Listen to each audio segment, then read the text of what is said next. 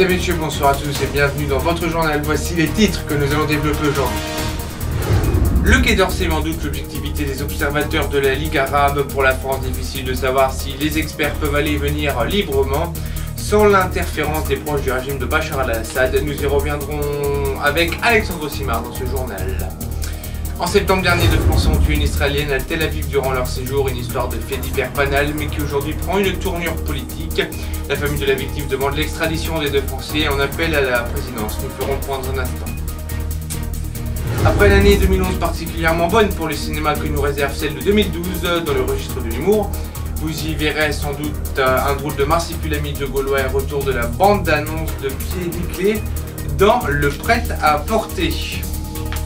En sport, c'est Noël pour le Paris Saint-Germain depuis son rachat par le Qatar. Le PSG s'apprête à embaucher David Beckham pour un salaire de 800 000 € par mois et maintenant s'apprête à embaucher leur entraîneur, son salaire 500 000 € par mois. Nous y reviendrons à la fin de ce journal.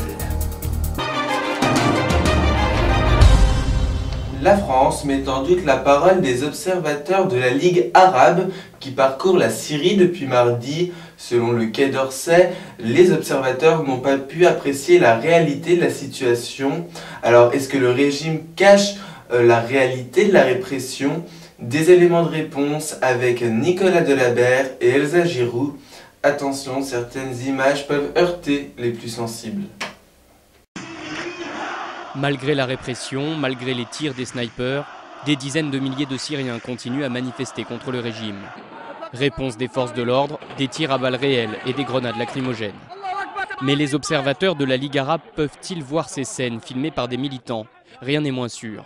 Leur visite représente un immense espoir. Certains habitants les alpaguent même dans la rue. En venant ici, vous protégez la population. Le peuple croit en vous. Nous voulons être sous votre responsabilité. Mais les accompagnateurs du régime veillent à baliser le parcours, en dépit des tirs qui retentissent distinctement.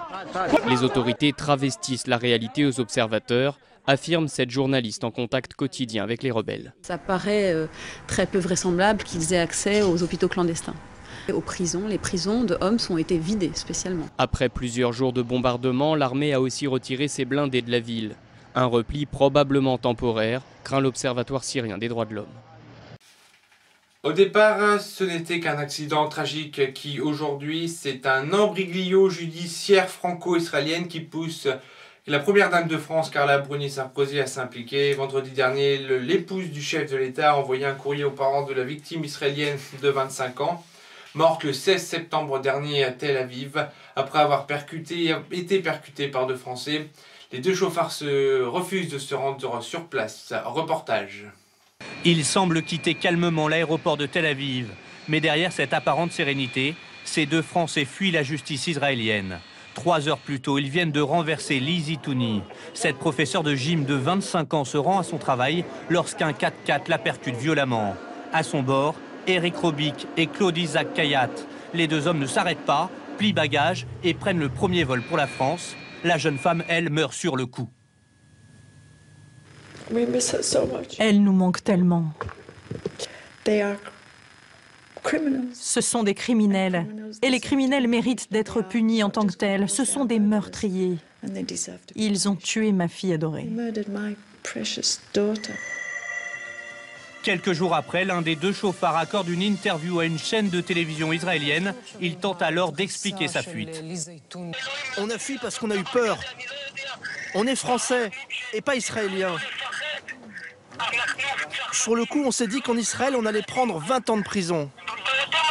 Ils ont totalement paniqué. Et dans cette panique, ils n'ont pensé qu'à une seule chose, revenir sur le territoire national pour être près de leur famille.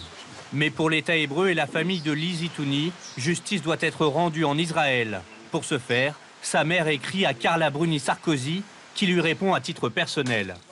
Les autorités françaises et israéliennes coopèrent activement pour que les procédures en cours se déroulent rapidement et efficacement. L'État français n'extrade pas ses ressortissants, préférant les juger lui-même. Il est possible en France de les juger sur plainte de la famille de la victime ou sur dénonciation de l'État dans lequel les faits ont été commis. L'intérêt pour eux est que la loi française est plus favorable en matière d'homicide involontaire que la loi israélienne. En France, l'homicide involontaire est puni de 7 ans de prison. En Israël, les deux hommes risquent 20 ans de réclusion. Toujours dans l'actualité française, sachez que la SNCF va augmenter ses tarifs de 3,2%. En cause, selon la direction, la hausse de la TVA réduite qui passe de 5,5 à 7%. Pardon. Mais il n'y a pas que ça, Alexandre, qui va augmenter. Eh bien, j'aimerais vous dire que oui, mon cher Johan, mais malheureusement, non. Ce sont les traditionnels cadeaux empoisonnés du lendemain de la Saint-Sylvestre. Cette année, vous verrez une augmentation sur vos factures de gaz, notamment plus 4,4%. Sur vos mutuelles, un alourdissement de 4,2% ainsi que sur les boissons gazeuses. Le tout est résumé par Benjamin et Guillaume Aguerre.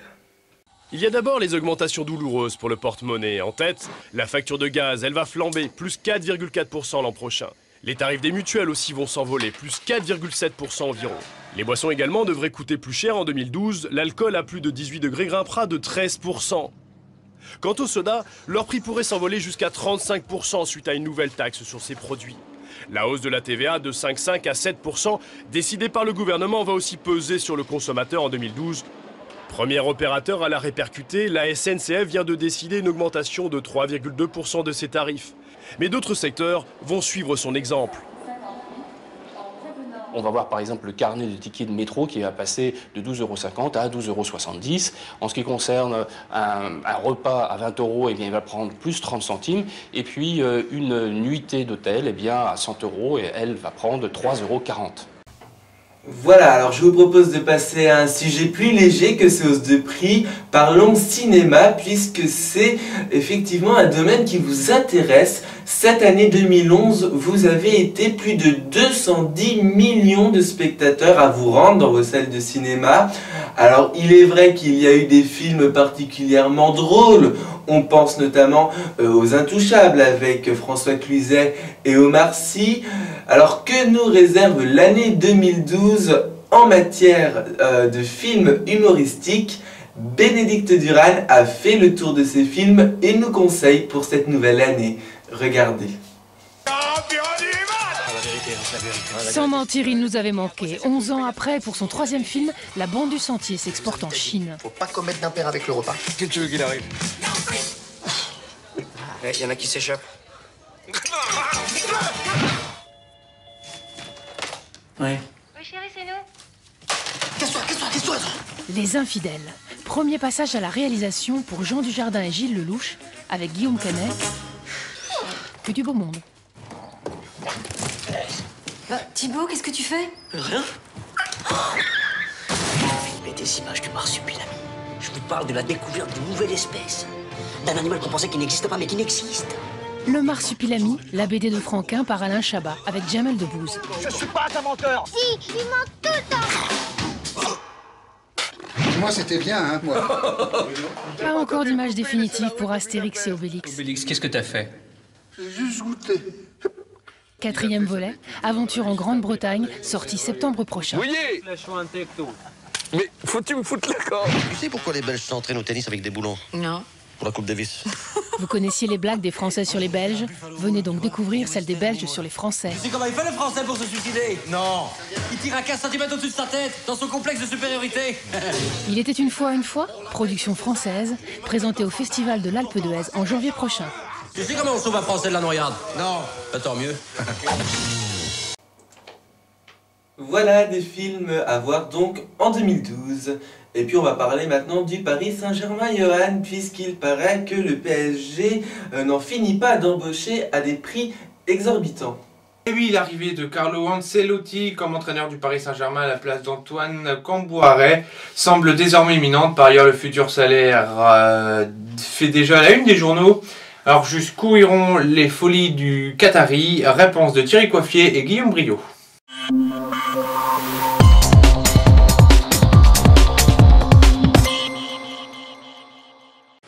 Devant le Parc des Princes, beaucoup de grosses berlines ont défilé, mais impossible de savoir qui s'y cachait. À l'intérieur, probablement cet homme, Carlo Ancelotti, 52 ans, a son palmarès notamment 2 Ligues des Champions gagnées avec le Milan AC. Un nom et une expérience que le PSG version Qatari rétribuerait 500 000 € net par mois. Le Paris Saint-Germain continue donc ses emplettes. David Beckham devrait rejoindre le club parisien. Son salaire brut avoisinerait les 800 000 € mensuels, là aussi un record. Ces transferts faramineux devraient stimuler la concurrence dans le championnat de France et peut-être mener le Paris Saint-Germain au succès sportif, comme Madrid et ses Galactiques, vainqueurs de la Ligue des Champions en 2002. Voilà, avant de clôturer ce journal, retour sur la principale information. La France met en doute la parole des observateurs de la Ligue arabe. Selon le Quai d'Orsay, les observateurs n'ont pas pu apprécier la réalité de la situation en vue de leur court séjour. Voilà, et c'est la fin de ce journal, merci de nous avoir suivis. J'ai été très heureux de vous présenter cette première édition sur ce nouveau plateau en compagnie de Johan. Pour 2012, bien, on peut vous souhaiter bien évidemment plein de bonnes choses, plein de bonheur. Mais également, moi ce que je vous conseillerais, c'est de prendre du temps pour vous, c'est très important. Nous, bien évidemment, nous serons là pour vous informer, en espérant avoir que de bonnes choses à vous dire en cette année 2012. Merci de votre très haute fidélité et de votre confiance sur Info TV. À très vite. Merci de votre fidélité.